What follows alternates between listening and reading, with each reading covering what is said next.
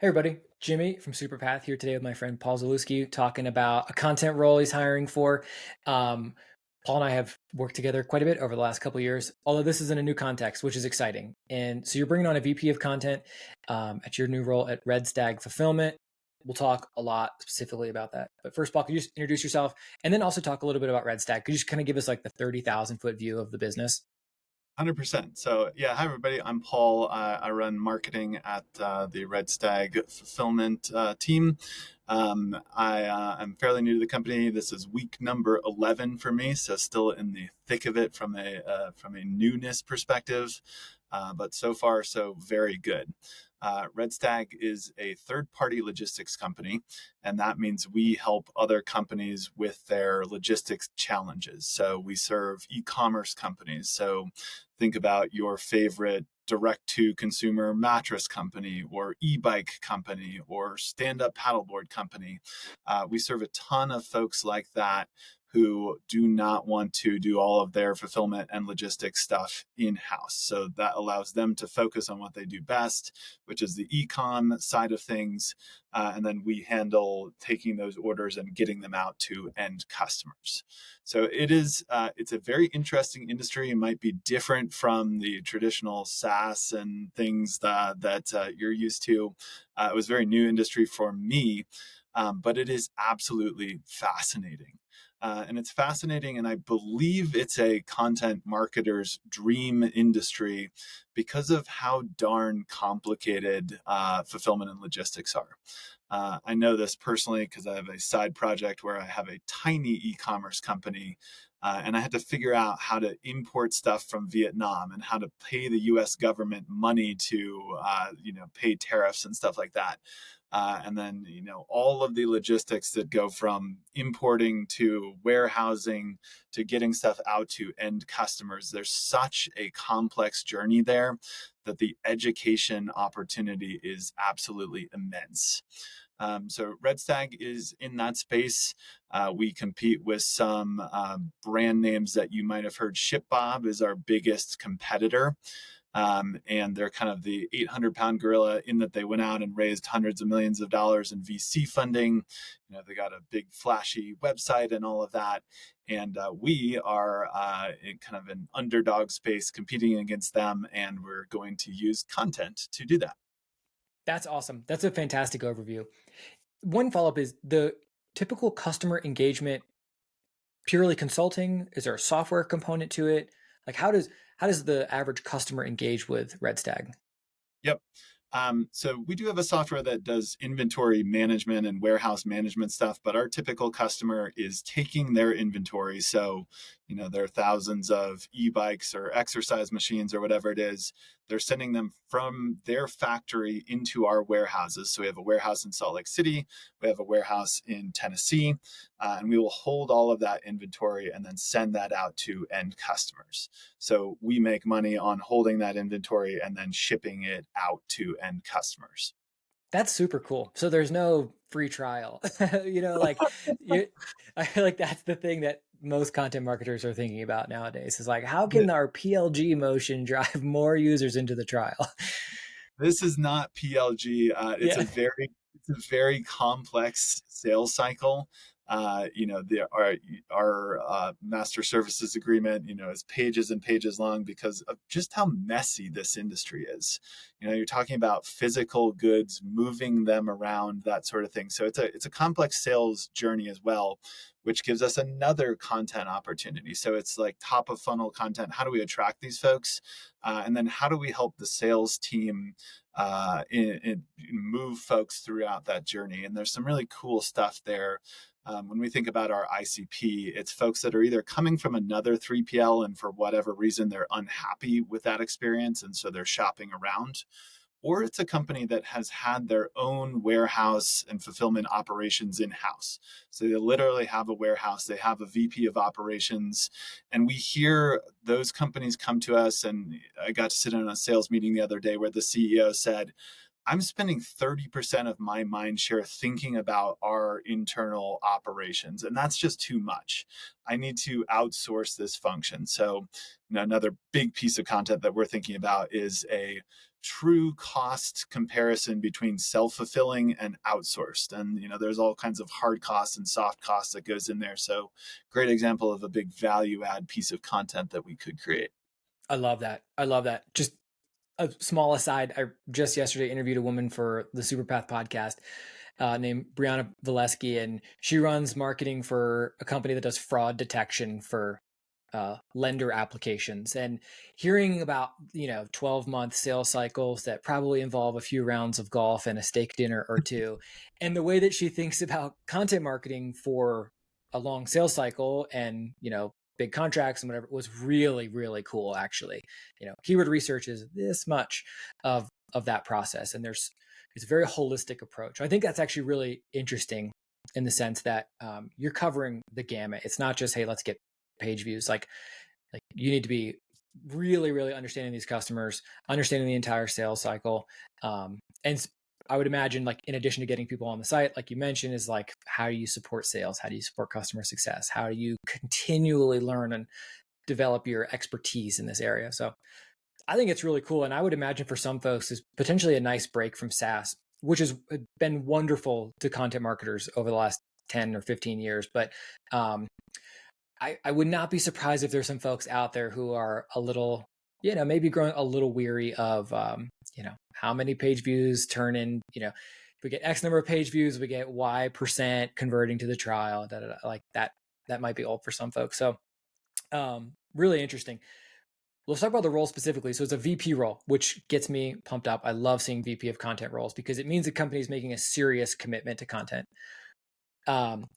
Before we started recording, you had mentioned the opportunity to build a proper content brand, which I think is really exciting. Could you speak a little bit to that and kind of any other visions you have for what the content program might look like at RedStag a year or two from now? 100%. So yes, we are very much committed to content, as you mentioned, Jimmy. I met our CEO. I was not looking for a new job, but I met him at SearchLove, which is an SEO conference. It's probably one of the nerdiest SEO conferences on the planet. And did the whole networking thing. Who are you? What do you do? What are you doing here? And he said, well, and I'm the CEO of this logistics company, and SEO is really important, so I need to understand it at a deeper level. And also, I'm hiring a CMO. So that was how I got introduced to the brand. And to me, it was so incredibly impressive that the CEO of this major company would take 2 days out of his schedule to fly to San Diego and sit and furiously take notes about SEO the whole time.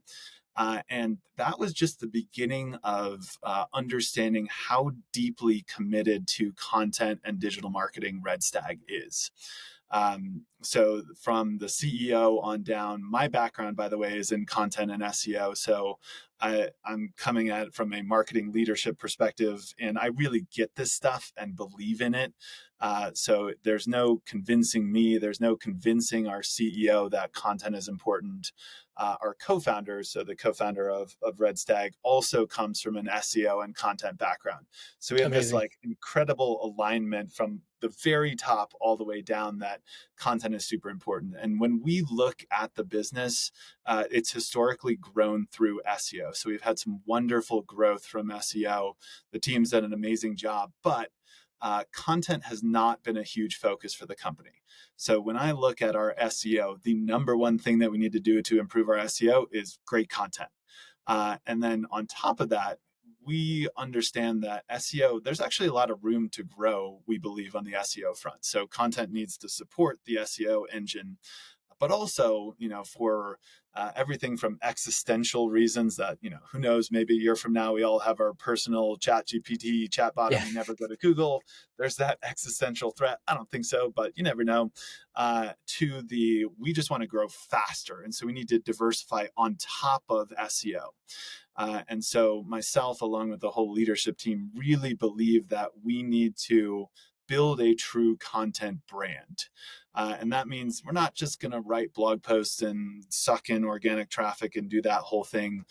We need to figure out how to truly build a brand. And there's a real opportunity here. When we look at the space, no one is just absolutely dominating this industry from a content brand perspective. So there's plenty of people that are building a lot of SEO content and basic state of the industry type of reports, but no one has become the voice of authority and helpfulness in this space.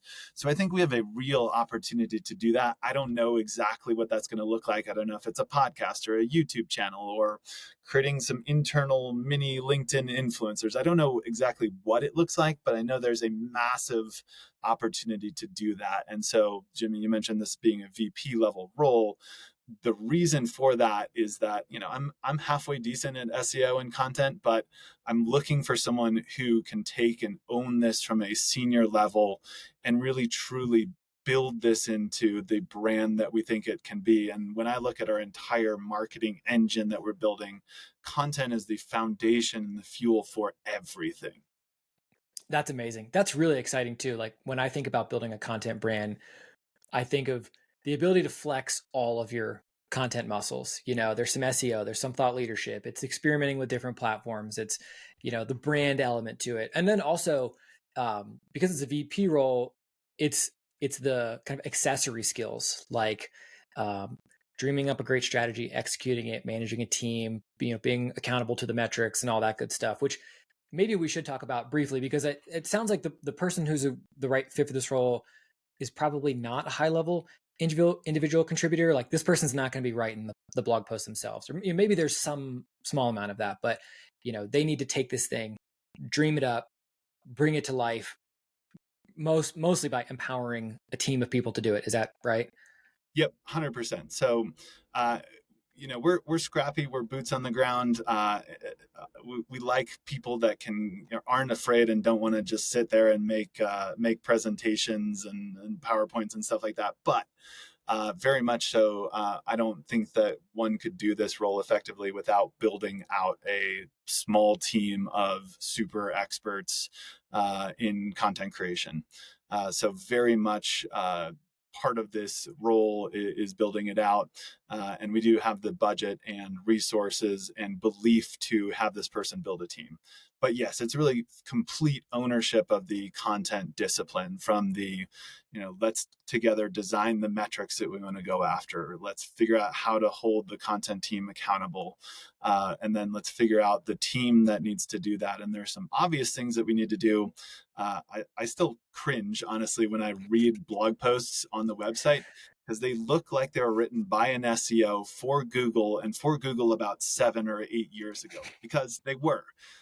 And so we have a massive opportunity to up level the existing content and content refreshes and all that stuff. But then it's like the brand building side of things. Should we develop a newsletter? Should we do all of those other things? And certainly experimentation is part of that. I don't know what's going to work. I don't believe it's possible to just do all of the research and say, aha, this is the perfect strategy. So there's also going to be lots of experimentation and figuring out channels and distribution methods and all of that. Yeah.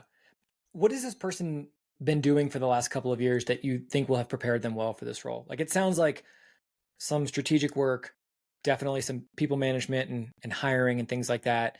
Probably some operations, but I guess I want to answer the question for you. Like, what do you imagine that they've been up to that will have them like really ready to kick ass in this role? Yep. So we're certainly looking for folks that have had some experience managing a team.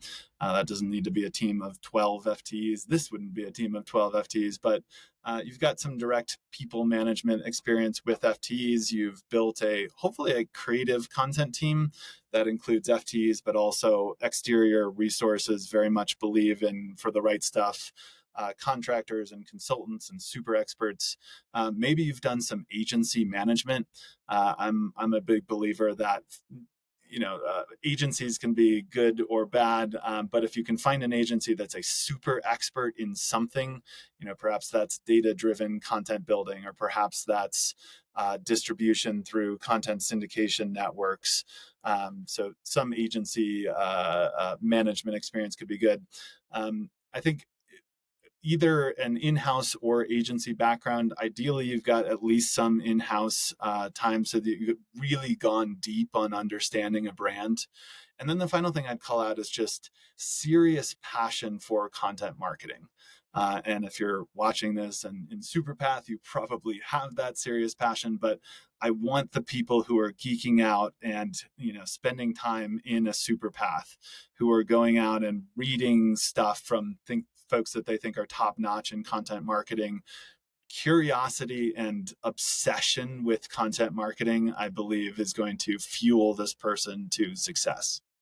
I love that. That's really cool. And I agree. I think we'll find some of those folks in Superpath too. And I'm glad you called out vendor management, because I feel like you don't see that on resumes very often. But for senior level roles, it's a hugely important skill. The ability to source and then manage a good vendor scales your output enormously. And doing a poor job of that is a massive waste of money for the company. So I would encourage folks, if that's something you do have experience with, call it out. Like, make sure that that's really visible, so that as Paul and his team are reviewing applications, that they'll be sure to see that. Um, Anything else? Any sort of like last sales pitch for the role? Anything that I didn't ask you about that you want to touch on? I think you nailed it, Jimmy. Just to recap, I think the reason that I think this role is so darn exciting, it is one, buy-in from the company. I have never seen a company with this much buy-in for content marketing. So you are not going to be spending your days convincing senior leadership that content is important. Two is industry opportunity. And again, you may have never thought about the fulfillment and logistics industry. To some degree, it might not sound as sexy as, some AI powered SaaS thing. But I'm telling you, it's a fascinating industry with a true opportunity to help, where no one has emerged as the player who's really created a content brand. And we are going to do that. And it's going to be a heck of a ride. And then three is I'm building this team from pretty much the ground up. We've got an amazing director of SEO. We've got a UI UX designer, and it's just the three of us so far. So we have the opportunity to build the team that I think is going to have the biggest impact on the company. And also, we're going to have a heck of a lot of fun. One of my tenets in building marketing teams is, if you get together people that what they share is they're all deep marketing nerds, and then you bring them together and create collaboration opportunities, that's how to build an awesome marketing team and have a ton of fun doing it. So That's awesome. Yeah, no, that's great. I feel like that's a really good sales pitch. And I feel too that like this is a really exciting opportunity, sort of in and of itself, but in our current situation where content has had a tough go so far in 2023. Hiring has been way down. There's been plenty of layoffs. Like, this one, it really stands out. It shines as like an amazing opportunity, particularly for someone who's like maybe in a director role, has all the chops to move up to a VP role, and it's just been looking for that right opportunity. So thank you also, Paul, for doing this. It's a great service to the community for people to meet you, see your face, hear your voice, learn more, the things that they could never learn in a job description, which, by the way, is very good. You should read all of it, but this is kind of like that behind the scenes. So thank you so much for taking the time to do it. I really appreciate it. Absolutely. And final thing I'll mention is, Yep. if you don't feel like you have had the career thus far that would make you a VP, but you are truly psyched about this role and think, I could come in as a director and get promoted to a VP, I still want to hear from you. So absolutely open to that as well. Fantastic. Also, if anyone wants, some encouragement, a resume review, has questions, shoot me a DM in the Slack community. I'd be happy to help. But Paul, thanks so much. Really appreciate it again, and hope to chat soon. Awesome. Thanks, Jimmy. Take care.